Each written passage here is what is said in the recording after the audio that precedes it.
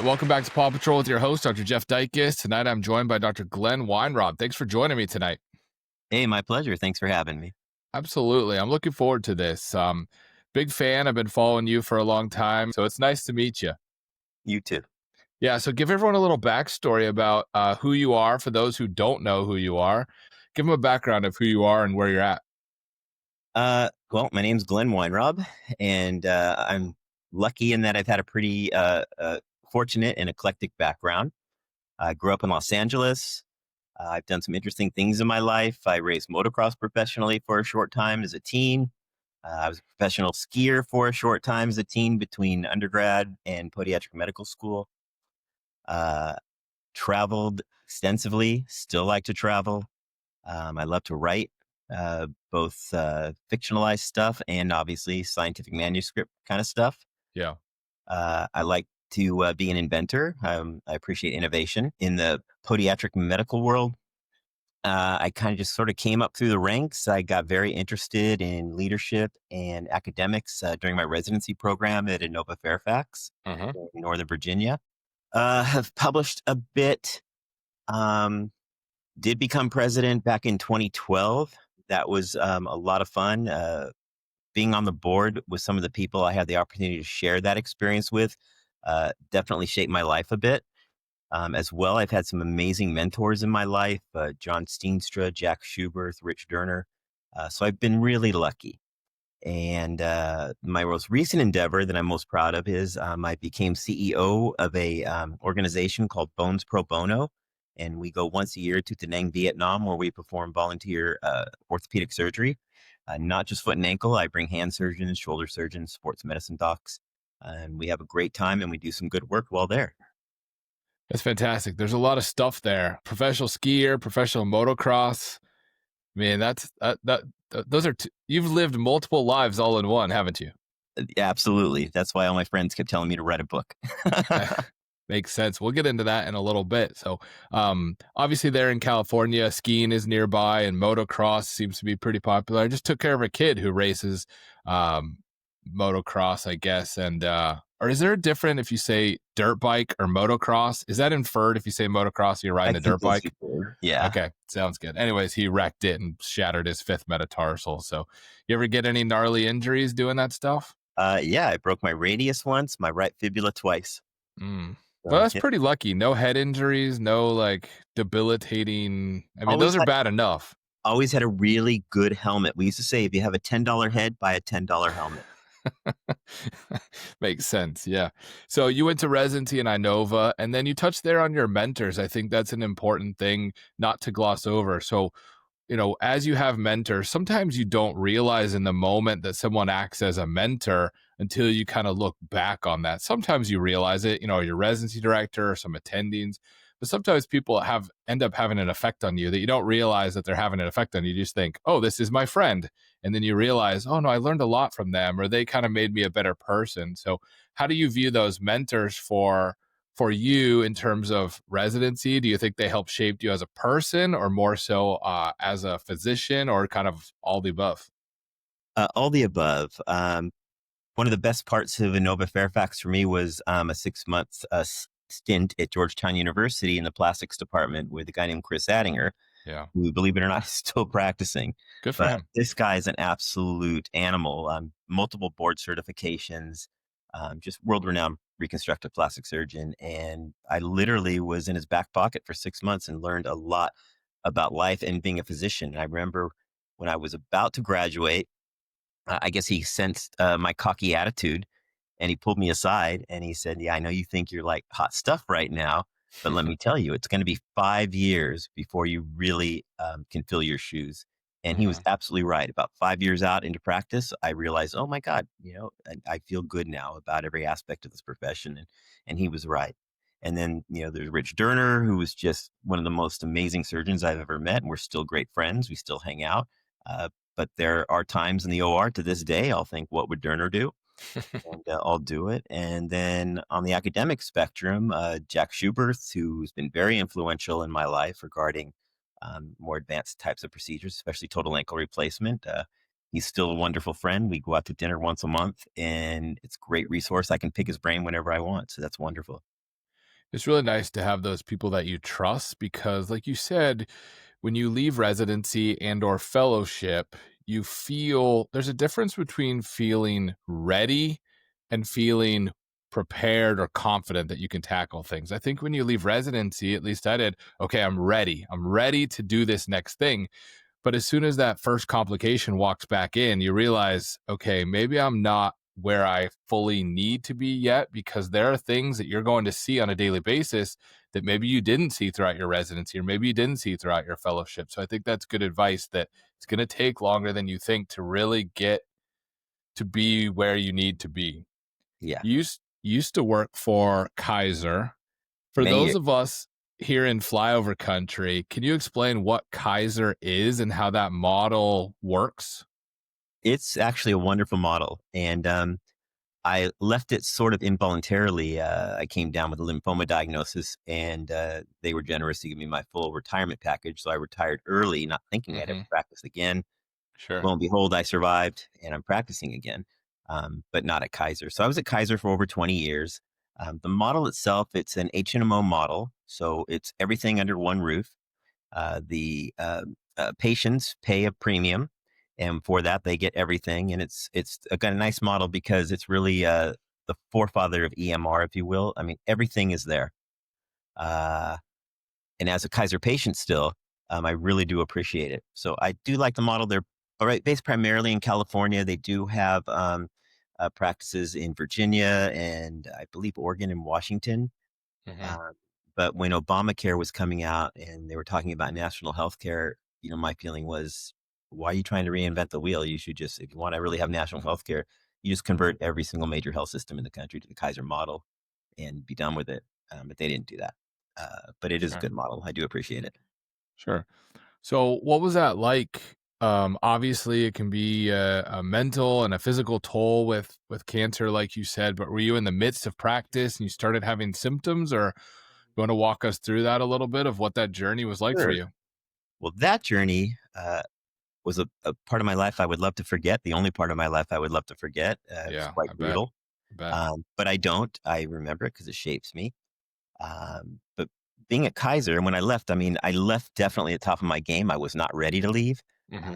You see, like some of the better papers in our profession, I think, come out of Kaiser only because of the reason that Kaiser is a machine. Your volume there is phenomenal. So any resident that's lucky or fellow lucky enough to get hired at Kaiser, you're going to get boarded immediately, and you're going to have a plethora of cases to choose from. Hmm. Um, in that regard, it's great. For me, everything was going great. I went to a Jack Johnson concert in Southern Nice. California at the Hollywood Bowl. That was Yeah. awesome. And then at intermission, I'm urinating blood, pure blood.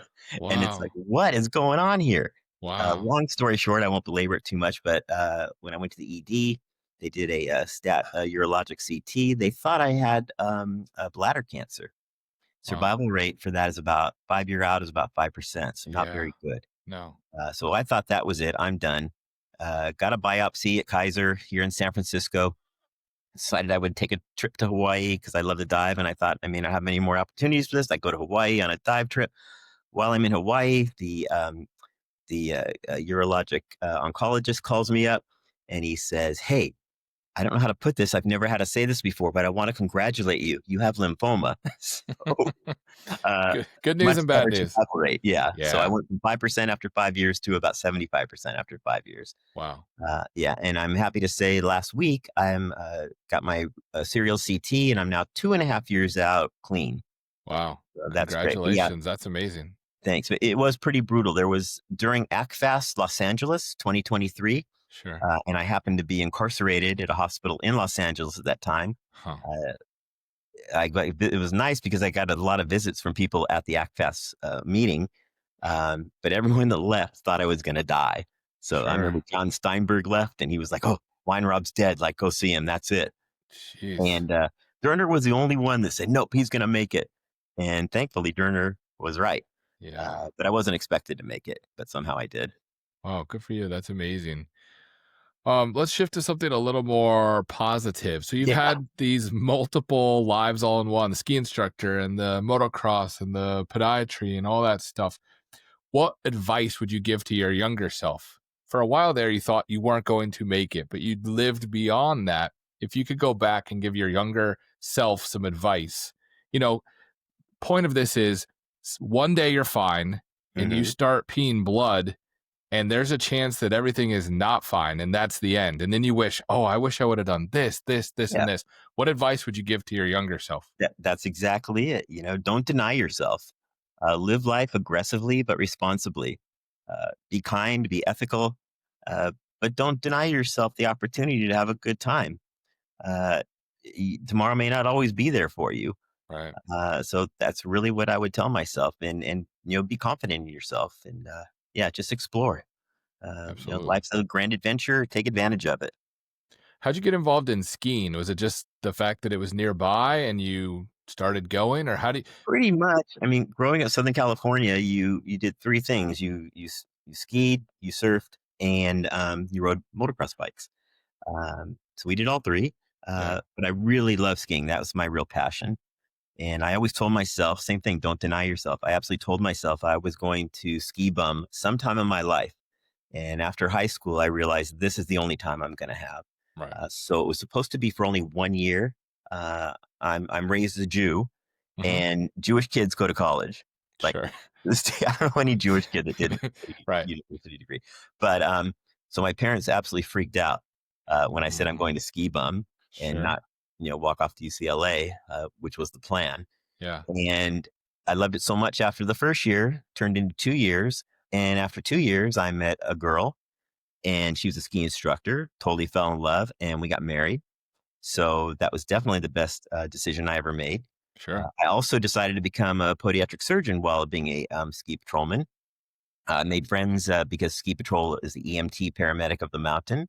Right. So you make friends with all the orthopedic surgeons in town. There was one guy in particular that I used to hang out with and ski with on my days off. And towards the end of my ski career, I looked at him one day and I said, dude, I'm going to go back to school, and I'm going to be a general orthopedist. And literally, he looked at me and he said, if I could do it all over again, I'd be a foot and ankle surgeon. It's orthopedics with a life. Yeah. No clue what he was talking about. I went and checked it out when I got back to Southern California, and everyone I met that was doing foot and ankle surgery was really happy. Sure. So that was it. It does seem to be a pretty common theme among our profession, and not even just podiatry, but foot and ankle ortho surgeons I've met tend to be pretty happy go lucky. And all the hospitals I've worked before, are like, oh, we love working with podiatry. They're the best. They don't yell at us. They're pretty chill. They're laid back. They're fun. They're easy to hang out with. I'm like, I don't know. I guess it just Right. Well, I draws think us to it. it's in our upbringing within our profession. Humility is pushed upon you just Sure. because of where you lie on the ladder, the healthcare ladder. And I think that gives us the humility, but at the same time, you're also an equal. And on top of being an equal, you're also an expert. So you get to do it all as well within the Absolutely. profession. I mean, there's so much variety. You can be a total ankle specialist, trauma specialist, on and on and on. So that's what I love about it. And then you do have that balance where you're not constantly inundated with work all the time. So I think it's all about work-life balance. That's why foot and ankle surgery is so cool. Absolutely. Um, you've seen some things. You've been around a little while. What are the biggest shifts that you've seen in the field of podiatry over the years? Obviously, it's been growing, and the extent, like you just mentioned, total ankles and trauma and working in ortho groups, but it didn't always go that way. What has your experience been with with the field shift of podiatry over the years from when you first started to where it is today? I think the first big shift I saw, and I was part of the shift, was the need to put on external fixation. I mean, if you could sign a consent form, you got an X fix, right? You get an X fix. You get an Yeah, X fix. you get an X fix. You get an X fix. And it really was that way. And I think a lot of surgeons felt like I'm not a real surgeon if I'm not doing external fixation. And it took a while for us to realize that that's just not the truth. Hmm. And I always like Jor Paley in his book has a quote where he says, the better surgeon is the internal fixation guy because that's it. That's his last chance. The X fix guy can come back next day and adjust and fix things. Yeah. I think that was one epic within our profession. I see one happening now with the MIS. I mean, I've been doing MIS trauma surgery for a long time because it makes a lot of sense Hmm. intuitively.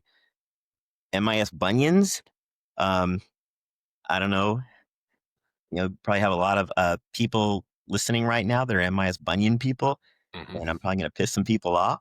That's right. That's what we do here. But it doesn't make intuitive sense to me. I'll never do one because after thousands of Lapiduses and long arm distal metatarsal osteotomies, I have on one hand, I can count my complications. On one hand, I can count my dissatisfied patients. And just the short time that MIS has been around, I've just seen some horrible complications. Yeah, I agree with you. I have had many an argument about MIS head procedures. I do my Lapidus via an MIS approach, and so I'll draw a distinction there between if we say MIS bunion, if we're talking specifically about the head procedures. But I agree with you. So, Yeah, if you look, I have a bunch of videos online. People see them all the time. Resident lecture series. My Lapidus, it's a 1 centimeter incision, mhm, and I see everything. mhm, I walk them immediately. yeah, Super stable. My yeah. metatarsal is straight as an arrow. My IM is 0 degrees without a jig. So I'll bag on people that use jigs too. Oh, you and I are going to get along really well Yeah. because I bag on jigs too. Um, yeah, I just say sometimes I don't. I know how to do a Lapidus, but I don't know how to use your jig. Like the Yeah. jig is the more complex part of the surgery, and why are we making it more complicated as opposed to just doing the surgery, straightening it up, locking it in place? I completely agree with you. Well, I'll tell you a little insight, but I can't tell you too much. But I will tell you that and I'm not going to use names because I don't like being sued, but the first guy that came up with the idea and marketed it in a big way, um, the idea was given to him under the premise of this is for podiatric surgeons that are afraid of Lapidus, that don't really know how to do a Lapidus, to make it a no-brainer. And then they ran with it and made it for everybody. So 90% of the people doing the jig system, they don't need to. They know how to do it. I've said that before. I equated it to paint by numbers. If you Hmm. see a beautiful painting and it's hanging on the wall and you look at it like, wow, that's beautiful. And then someone says, well, that was a paint by numbers. I don't really know how to paint, but I could do the paint by numbers. You're kind of like, okay, yeah, I mean, it's Yeah. fine, but it's not the same. It just feels like, why don't you just paint a picture? Why don't you just do the surgery instead of using the jig? Because I drew a distinction, or I shouldn't say distinction. I made the comparison that is exactly what you said. It's making it possible for people who shouldn't be doing that procedure to do that procedure and saying, Right. hey, oh, I don't know, I'm not very comfortable. Oh, don't worry, we got this thing, we can put it in your hands and you're going to be good to go. And you're like, I don't think that's the best solution. We should be teaching you how to do it correctly as opposed to having this device that you only know how to use that and then it falls on the floor. Now what? You don't know how to do the actual procedure without this device? That really bothers me. Yeah, and it could come back to burn the profession a little bit. I know amongst my vascular surgery buddies, there was some discussion about 5 or 6 years ago when Silverhawk was all the rage, and their fellows were not really learning how to do open bypasses very well. Mhm. Epic. So, what is your biggest issue with the MIS head procedures? What is your biggest issue with it? And then I'll give you mine. Everything is in Varus. They're all short, and I'm a chess player. I like to think 2 steps ahead. So with a Lapidus, if it fails, which they very rarely do, I can fix it easily. MIS procedure, if it fails, you're just looking at a deformed metatarsal. It's going to be a nightmare to fix. So those are probably my main things. Also, even though everyone claims that they heal, they don't all heal. And this is a very personal thing, but years ago I did a paper, injection study showing why a long arm chevron is so beneficial as far as vascular supply goes, Mhm. because the head maintains the nutrient artery.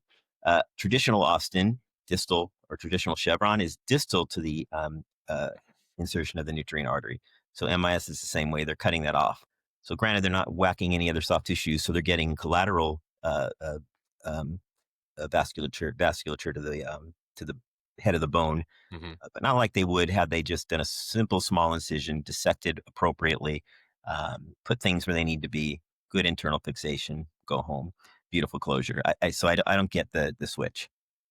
Yeah, I agree with you. It just doesn't make any common sense to cut a straight bone and make it crooked. It just feels like you're trying to cheat nature or you're trying to find a shortcut. It just doesn't make any sense to me. Why don't you just take the whole thing and straighten it as opposed to make a straight bone crooked?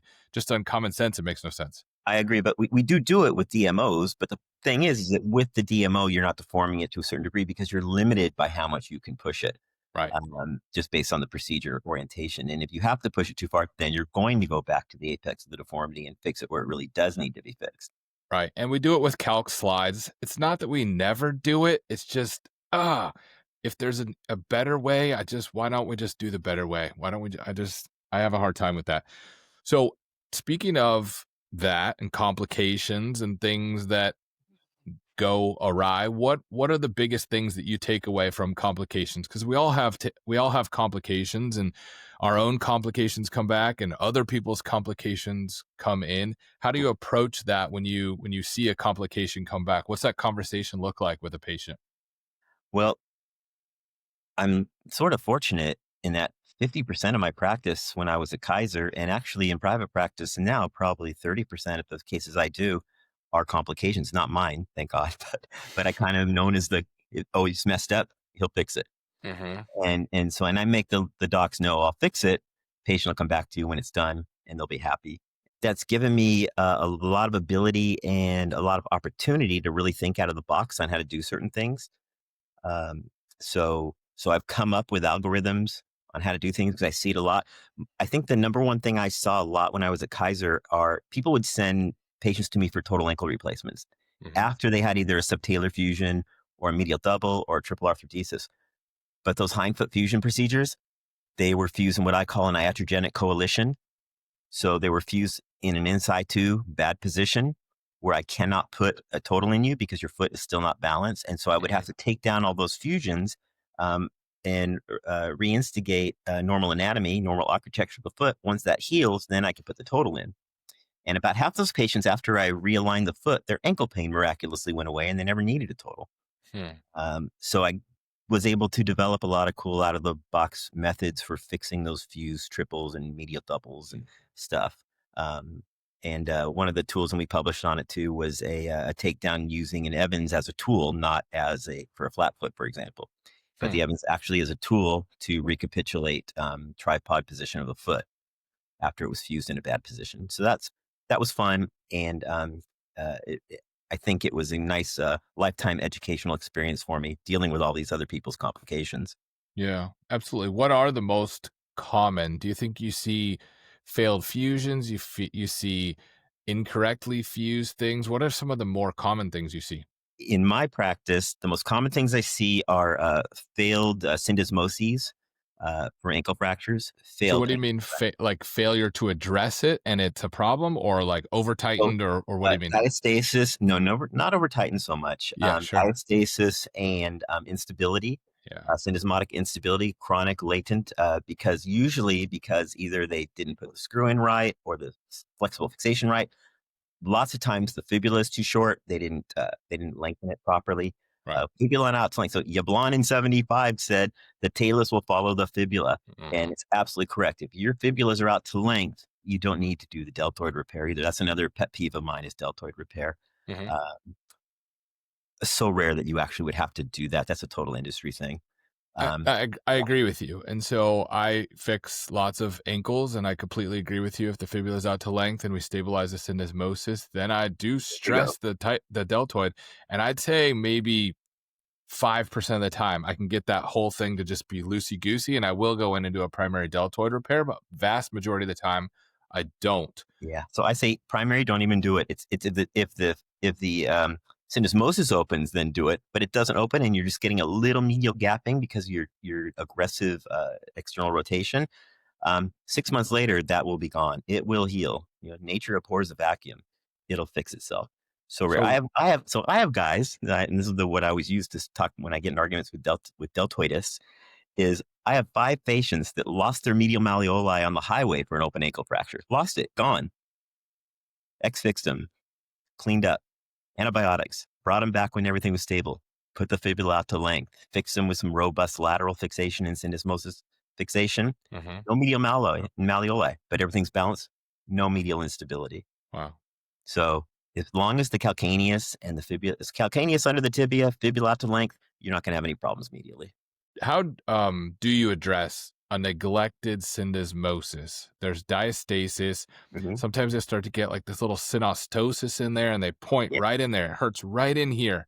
And so I, knowing how big of a headache that is, tend to skew towards fixing it even if I'm borderline versus not fixing it, because it's easy to fix it, especially with flexible fixation to me, as opposed to neglecting it, or neglecting it means you're not paying attention to it, but not fixing it and it becomes a problem later. How do you address a neglected syndesmosis? So I have a ton of these because, again, I got to share ankle trauma with my orthopedic partners, and they were like really casual about it. Like, hey, dude, I have a syndesmotic problem with this patient whose ankle I fix it. So I have a whole series of them. Hmm. Schuberth actually published on it, but he only had 8 patients. So I used his algorithm and maybe modified it a little bit, but I've got about 30 of them now, and I do need to publish on it. But the algorithm is really simple and quick. If it's simply a matter of inappropriate syndesmotic fixation and the fibula was out to length and it's simply unstable, scope it. And what you do is we recreate the acute trauma environment. So I scope the syndesmosis under fluoro. You're watching your shaver because you can't see it anymore. It's up in the Hmm. insuriza. Hmm. So we're scoping that. We're debriding it.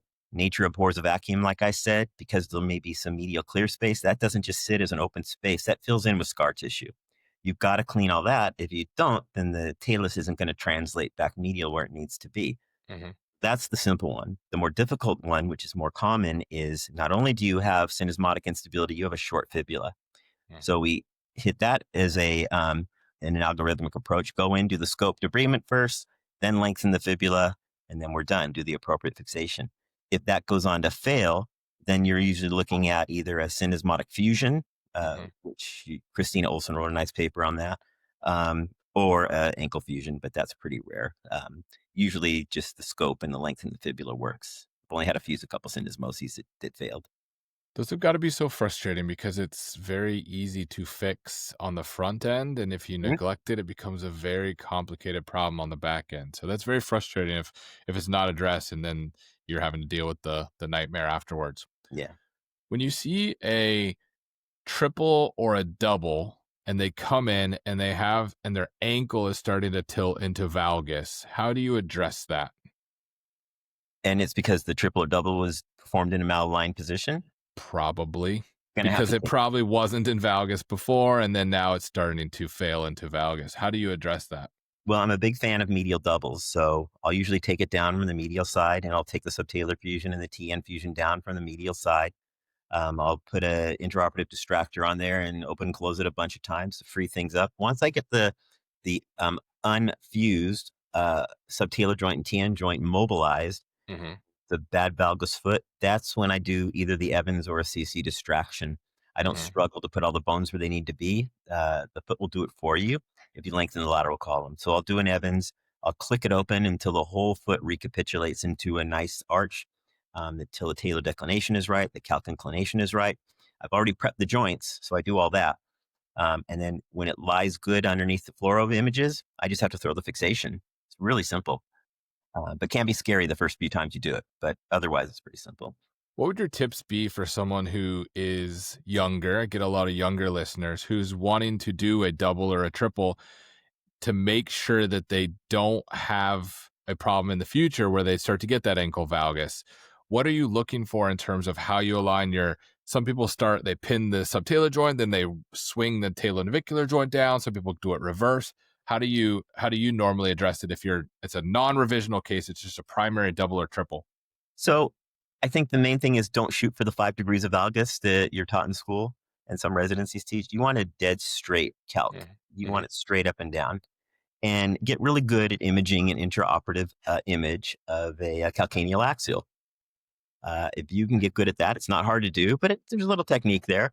yeah. You see it, you feel it, um, and I think that's all you need to do. Once you get the calc underneath the tibia straight, no valgus, no varus, 0 degrees, and you temporarily pin it provisionally, then I can go ahead and rotate the midfoot and put that where I want one provisional pin, check everything out, and then throw my fixation. Again, it sounds simple. It really is simple, but yeah, when you're first learning, like you said, it can be a little overwhelming because there's a lot of things going on. Yeah, there is. And you're trying to sometimes simulate weight bearing. Do you need to simulate weight bearing? Is the alignment of the, subtalar joint gonna, be perfect with the calc axial? Then you got the C arm rotating through and the person that's coming in at a weird angle and you're like, well, that's not a perfect calc X, so we got to fix that. Because I've certainly had it happen where I get pictures in the OR and I'm like, that is perfect, look perfect, perfect. And then you get the post-op, you're like, is that really? Is that what it looked like Yeah, in the OR? I don't know. I wouldn't have maybe could have done that a little better. Doesn't happen very often, but it certainly, if you're not getting true, like you said, very specific calc axial or very specific straight, true lateral weight bear, like simulated weight bearing lateral views, then you can get tricked a little bit. So I think it's an important skill to be able to help the rad tech operate that C arm and make sure you're getting accurate views so that your fixation is exactly where it needs to be. absolutely. What you'll find is the more total ankle replacements you do, the better you'll be at imaging everything else on your foot. Sure. So you talked about how you handle complications specifically. We went through a few of those. How do you handle it when a patient comes in with a complication to you and they're kind of angry or they're frustrated? What kind of conversation do you have with them? Because at least I try not to sell anyone out and be like, this looks terrible. I don't know who fixed this. This is awful. You need to go back there and tell them how bad they are. Like, I don't do that, obviously. I say, like, well, here are the things we can do to help you. But how do you address that, specifically the conversation with the patient? I've never had an angry patient, so Oof, I don't know what I to need tell to you. move where you are.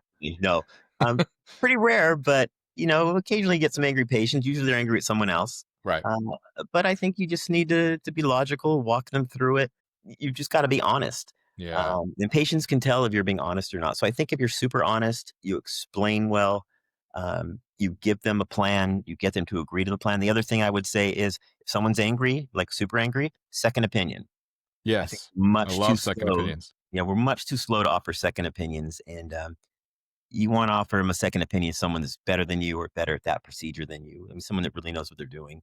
I'm a true content expert. So I think second opinions, honesty, logic, and get the patient on board with the plan. That's the way to proceed. I love second opinions for two reasons. Number one, I think it instills confidence because when you say to a patient, yeah, you can go over here, you can go see, I think they'll say the same thing I do. You can go see whoever you want. That instills confidence as opposed to being like, no, I know what I know and you don't need to go anywhere else. I'm the person who knows all that stuff. You start getting a little suspicious like, I don't know. That seems a little weird. But number two, it also helps if it is a complicated patient that sometimes they'll throw something out like, well, I would do this. You're like, oh, I didn't even think about maybe adding that or doing this or doing something a little different. So I love Mhm. second opinions all day long. Yeah. I had a patient once, I remember, because we're in California, I mean, Silicon Valley, Lawrence Livermore Lab. And I was just joking with this old guy. He needed pretty extensive hindfoot fusion. He was referred over from his nephew, who's an orthopedic surgeon in Santa Rosa. And I joked with him and I said, well, you don't got to be a rocket scientist to understand this. And he looked at me and he goes, but I am a rocket scientist. So, and he really was. So Well, then it works out. yeah, that's Then the kind you of, will understand it. yeah. It's funny. I agree with you from an honesty standpoint too. But I think even though you're being honest, you can certainly shape the way that you speak to a certain patient about a complication or whatever it may be. The underlying part of that should be honesty. But I think there's two different ways. If you can say, that guy messed you up, or I think we can help you and make this better. I think we can get Right. you to where you need to be. They're saying the same thing, but you're doing one in a way, they're both honest, but they're in a way that you can maybe shape that honesty and help the patient and be a little more productive. You are 100% correct. In fact, I'm knocking on wood. I have been sued one time in my entire 25-year career, just once, Hmm. and it was dismissed as it should have been. But the reason I was sued is because of a malignant colleague who literally told the patient, "Oh, well, Weinraub screwed up. He never should have done this. He lied to you, blah, blah, blah, blah." Yeah, the patient came after me, like a bulldog. Yeah, None of that was true, so their case was right. dismissed, but it was just really disappointing and frustrating, that a colleague would do that. So, yeah, never do that. Well, yeah, and you always have, it's the golden rule, right? The first rule you learn is treat others as you would like to be treated. And so Sure. if you don't want someone bad mouthing you, why would you bad mouth someone else? I think that's pretty Absolutely. common sense.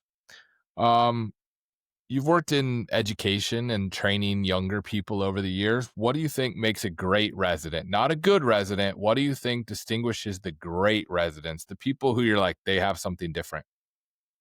A great resident is curious. Hmm. That's That's a great interesting. resident. Yeah. Yeah. The best residents I've seen, it's not just they do a good job. They not only do a good job, they want to go above and beyond. And then when they go above and beyond, they are thinkers and they're like, well, how else could I do that? Or think about that or write about that. So those have been the best residents. And as far as education goes, like for you and for anyone else listening that is an educator, I mean, like I don't have kids. And so the residents kind of are my kids. Yeah. And they say the only true way to immortality is to teach.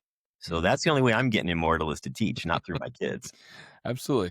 You make more of a difference than sometimes you think. Sometimes so Yeah. I work with students, I work with our local resident here. Um, but yeah, I think you can sometimes be a little bit annoyed with students and their questions and the residents, but you can also be making a huge difference in their life if you actually do take the time, answer their questions, explain things in a way that makes sense.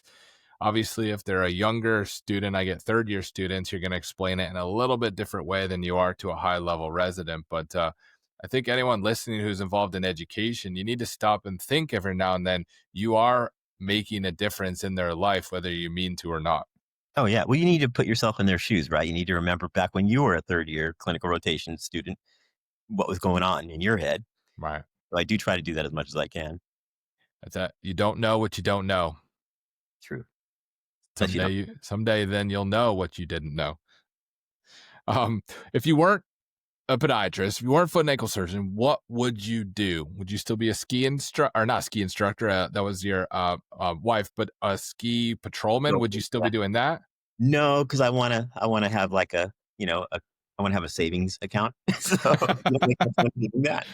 Um, but no, I would probably have been a marine biologist, to be honest with you. So Okay. I'm an ocean kid. I love everything about the ocean. I love, my sharks are my favorite species on the earth. I Mm. love everything about them.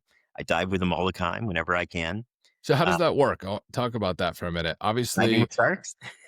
yeah. Like, are you in a cage? Are you not? Sometimes it depends on the shark. So I do a lot of shark dives, and I've done great white shark dives. Those are always in a cage because the operators of the dives will not let you get out of the cage. They too much liability. Because they're Um, unpredictable, or are they just that they're aggressive? just so strong and aggressive. They don't inherently want to eat people, but Right. when you're in the cage, they look at you. You can see the look they give. Yeah. They're big. They're a school bus. Oof. But no, I've dived out of cages with. I mean, tiger sharks are meaner than great whites, and I've dove outside of cages with tiger sharks. Got Wow. to keep an eye on them. But Yeah. most other sharks are very cool. Hammerheads are very cool. They just like to hang out. But they're just beautiful creatures. So I'd So probably be a marine biologist. that's an interesting thing to think about. So I assume, all right, I'm going to ask maybe a dumb question because I can make it go both ways in my head. Do you want to put food in the water to attract them to see them? But then I'm thinking if you put food in the water, then they're hyped up and aggressive. Yeah, But if you you don't put food, are you just waiting then hoping that they come by?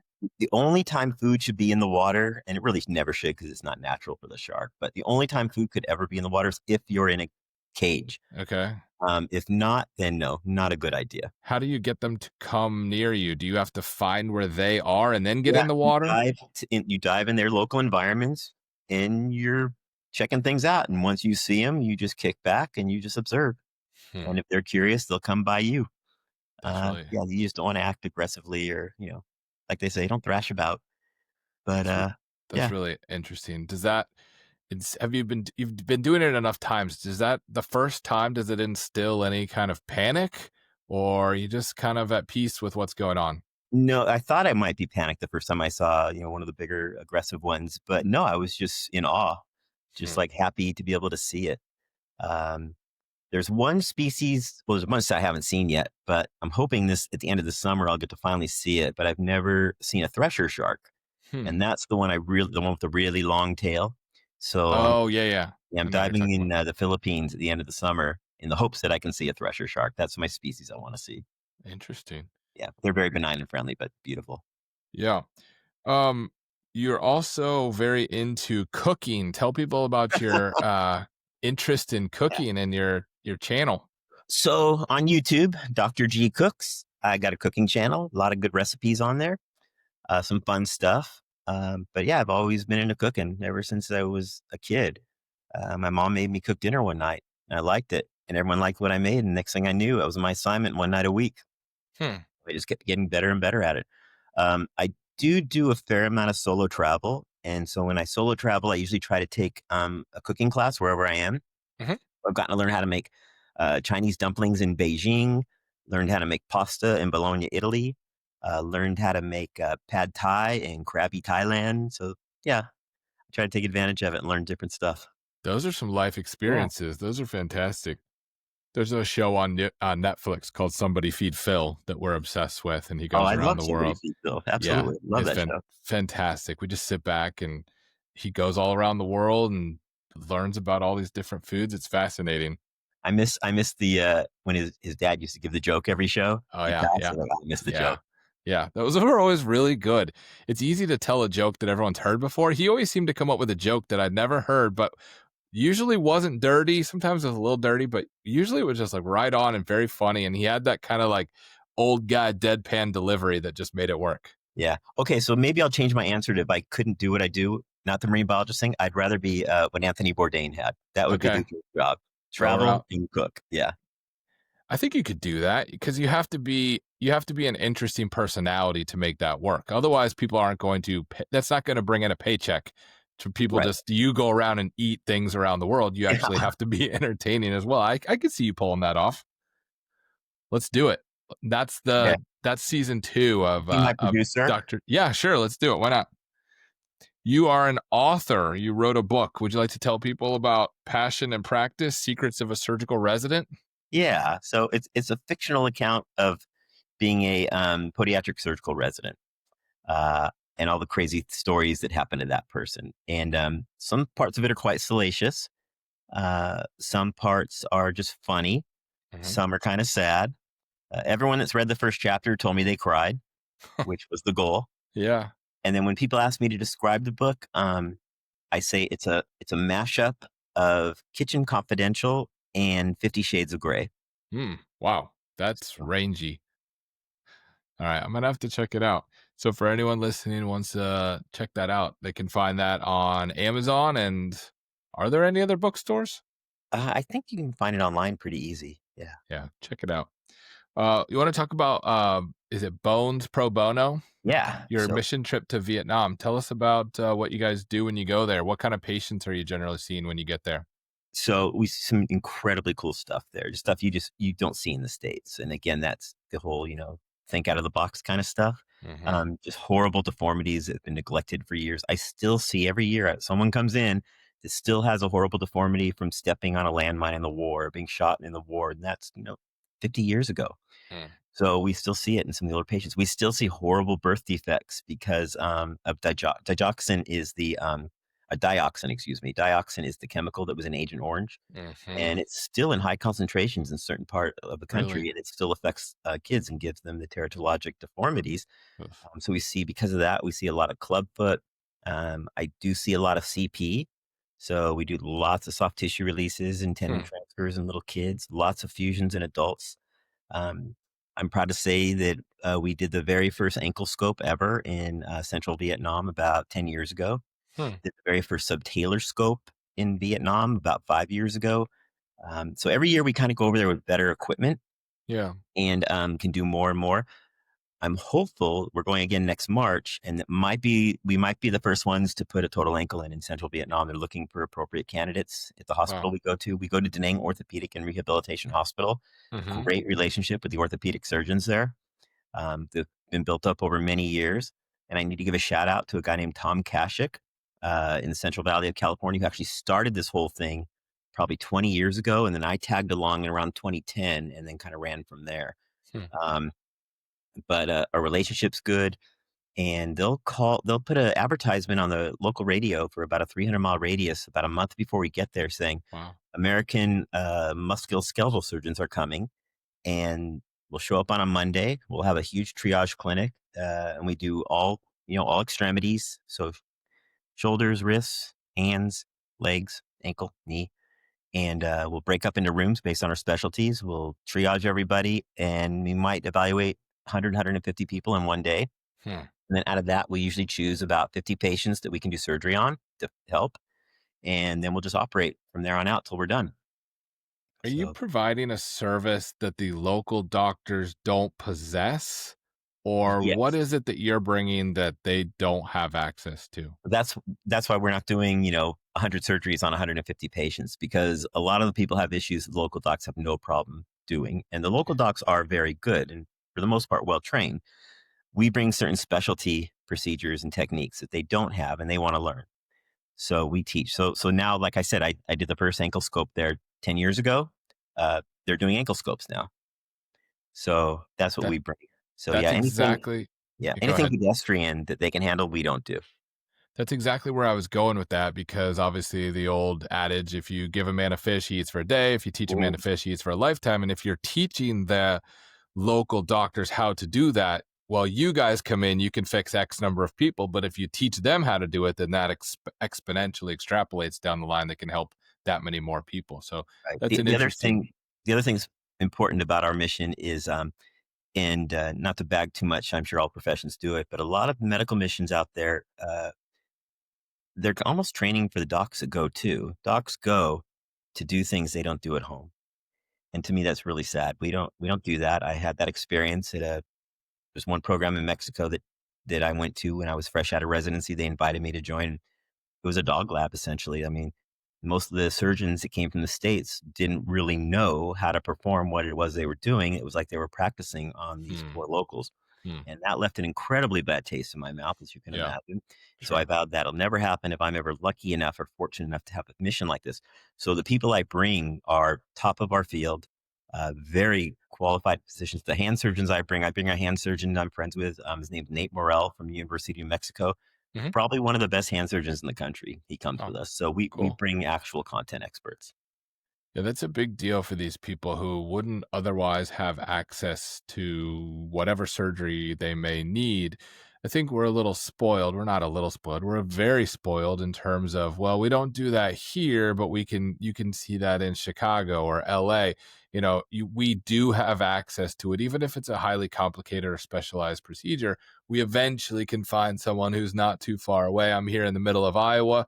Okay, well, you can get to the University of Iowa or the Mayo Clinic pretty easily and find someone who does that procedure.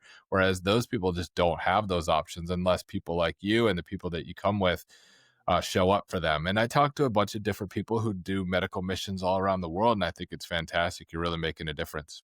Yeah, it's fun. One of the cool things we just started the last couple of years is we do a combined call it an international symposium. So our last day there, we give 4 or 5 lectures from the American docs, and the Vietnamese give 4 or 5 lectures, and they bring in all the local medical students from local Vietnamese medical schools, and a Hmm. lot of the orthopedic surgeons from the entire country come in. So this Wow. year we had about 60 people in the audience, which was pretty Wow. impressive. Are they translating or do they They know translate it. English? Okay. Yeah, yeah. So, and a shout out to my very best friend, orthopedic surgeon in Vietnam named Min Vo. This guy, very young, very aggressive, hand surgeon primarily, but he's instrumental in our. Like we'll send him all our lectures a few weeks beforehand, and he translates the entire lecture into Vietnamese. Wow. So yeah, it's a lot of work. Yeah, for sure. That's awesome. Well, keep up the good work. Those things Thanks. are highly beneficial for people. All right, we're coming towards the end here. This has been a fantastic discussion. I've started doing something new, and I call it the Pod Patrol 8. It's 8 rapid fire questions. You don't have to think. You'll know the answer. We're just gonna go straight down the line. You ready? Yeah, All right. Question one: coffee or soda? coffee Custom inserts or off the shelf? off the shelf. You're going to give a TED talk tomorrow. I already know your answer. It's sharks. But what's your topic? You don't have any time to study. You're just going to tell an entire audience everything you know about this topic for an hour. Medial double arthrodesis. Oh, okay. Not sharks. How long do you think you could talk about sharks before you just ran out of steam? Could you go for an hour? Oh, easy. 2 hours, easy. Okay. I think you might get more people for the shark talk than you would for the medial double arthrodesis. Depends on if you're at ACFAS or not. Then you'll get a full Okay, auditorium. I'll throw in flat foot reconstruction too on that. Okay, there you go. Just to spice it up a little bit. Bunion surgery. We already talked about it. Head or lapidus, not MIS. Let's say you had to do let's even include a long arm scarf or something like that. Are Yeah. you going to tend No towards scarf, the no scarf. well, long arm Austin or whatever Okay, you said? so it What depends. Big IM, lapidus. Little IM, head procedure. Makes sense. So you're going to treat it according to what it needs. Yeah. Absolutely. Makes sense. What's the I'm not best? Neil looking for a hammer. Some people are. What is the best shoe brand that you recommend to patients? I really don't recommend shoes very often, I'll be honest with you. But I do recommend Hoka a lot. Yeah, reasonable. What's your favorite surgical instrument? You can promote your own. Go for it. The Weinraub calcaneal spreader. Tell people about that, because when I rotated with Mike Lee, he was the first one that introduced me to the Weinraub retractor. So tell everyone about that. Necessity is the mother of invention. So where I train, we did so much flat foot surgery. And we're constantly doing these Evans by sticking a flat lamina spreader into the cut and opening it up, and it's in the way of our graft. Mm-hmm. And I thought, what if we had a spreader that sat outside of the cut? Simple as that. And then after I designed it and got it made by Inamed, I realized I can use this thing for all sorts of stuff. So I use it to open up every joint in the foot. I use it to do reductions, open and twist kind of reductions, Mm-hmm. extract and twist. I love it to lengthen out those fibulas that are too short. Yeah. I'll put my plate on distal. I'll put the spreader on proximal and click it open where I want it. So I have lots of uses for it. I'll stick it into the intermetatarsal space, taking on aroma and giving me great visualization. If you're dealing with a short fibula, we're getting off track. I'll come back to the questions in a minute, but I think this is more interesting. If you're dealing with a short fibula and you put on the plate and you bring it out to length, what are you putting bone graft? Are you putting something into the defect? What do you use? We just fit a freeze-dried tricortical graft. And I Okay. don't do oblique cuts. I do transverse cuts because as you lengthen it, especially, you're limited by how much you can lengthen based on the intact syndesmosis, right? You can only lengthen about a centimeter. Mm-hmm. But having said that, if you do an oblique cut and you lengthen it, it's going to translate anterior, the distal part of the fibula. Just a couple, maybe a millimeter or two, but that could be enough. So Mm-hmm. transverse cut allows it to lengthen coaxial to the proximal fibula. Interesting. What is your least favorite, the worst OR playlist? Country music, opera, or electronica? I'm going to beat you on that because Chris Addinger at Georgetown used to torture me. And we used to do some cases were 18 hours long. No kidding. Yeah. These massive cancer reconstructions. Yeah. And he would Wow. play Gregorian chants. What? Yeah. Nuts. So I would say that first, second country. That sounds pretty brutal. Number one, I think everyone should only play Pearl Jam and Foo Fighters in their OR. Wow, that's what I'm listening to. I'm a 90s rock guy. Yeah. Last question. The one condition you never want to treat again, if you never had to treat it again, we could wipe it away. What would it be? Diabetes. Interesting. You kind of solved a lot of problems there with Charcot and a bunch of, well, I guess they could have leprosy. Anyways, we're going down a weird path, but that's an interesting one. That would actually help the world. Most people say, I don't know. I hate, Fungus? dealing with, what's that? I was going to say fungus. Yeah. Fungus is another one. I LA out of business. So yeah. That's fantastic. Well, I want to thank you so much for hopping on the podcast tonight. I think this has been very, very fun, very informative for people listening, and thank you for your time.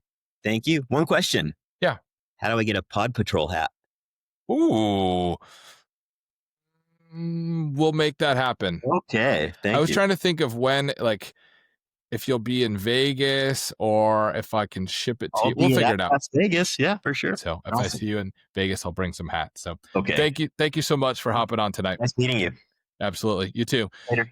Thanks everyone for joining us on this episode of Paw Patrol with your host, Dr. Jeff Dykes. We'll see you guys next time.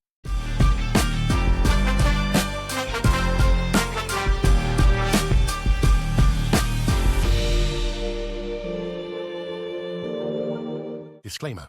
Opinions expressed are those of the content creators and do not represent any employer or entity. The information shared is for informational purposes only and should not be construed as medical advice or used in any legal capacity, including establishing standards of care. All efforts have been made to comply with HIPAA regulations. No guarantees are made regarding the accuracy of statements or opinions provided. Interaction with the podcast does not establish a doctor-patient relationship. Please enjoy this podcast responsibly.